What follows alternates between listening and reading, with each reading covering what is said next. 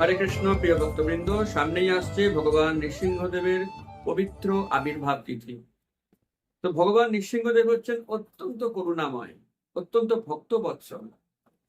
তিনি আজও বিভিন্ন লীলার মাধ্যমে তার অনুরাগী ভক্তবৃন্দকে অনেক অনেক কৃপা বিতরণ করছেন।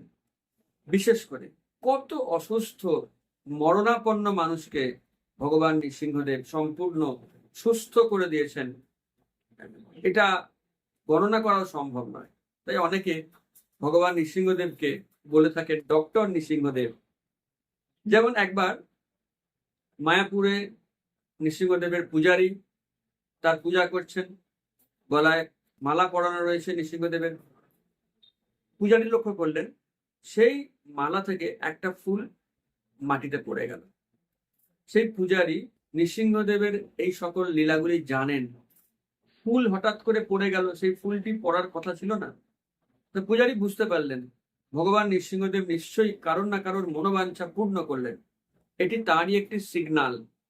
তিনি বাইরে এসে জিজ্ঞাসা করলেন যে আপনাদের মধ্যে কেউ কি ভগবান নৃসিংহদেবকে আকুল ভাবে কিছু প্রার্থনা করেছেন বা এখনো করে চলেছেন? তখন পিছন থেকে একজন মহিলা, তার দুই চোখে অশ্রু, তিনি এগিয়ে এলেন।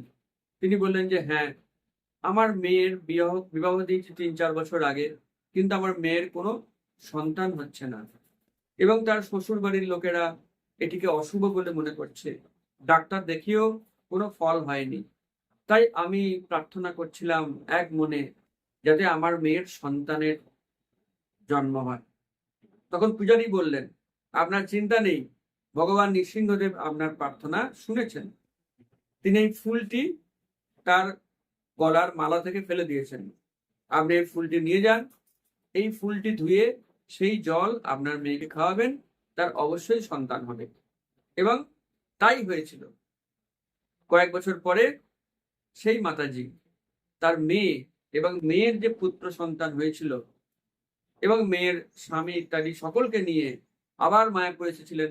ভগবান নৃসিংহদেবকে বিশেষ পূজা প্রার্থনা করেছিলেন এবং তিনি সেই পূজারীকে মনে করিয়ে দিয়েছিলেন যে আপনি আমাকে ফুল দিয়েছিলেন এবং সেই ফুলের ধোয়া জল খেয়ে আমার মেয়ের সন্তান হয়, আমরা সেই সন্তানের নাম রেখেছি প্রহ্লাদ। তো এইভাবে আমরা নৃসিংহদেবের অনেক লীলা আলোচনা করব। হরিবাসরে আপনারা জয়েন করুন, তাহলে তার অসাধারণ লীলাগুলি শুনতে পারবেন। প্রহ্লাদ মহারাজ কি জয়, ভগবান নৃসিংহদেব কি জয়। হরে কৃষ্ণ।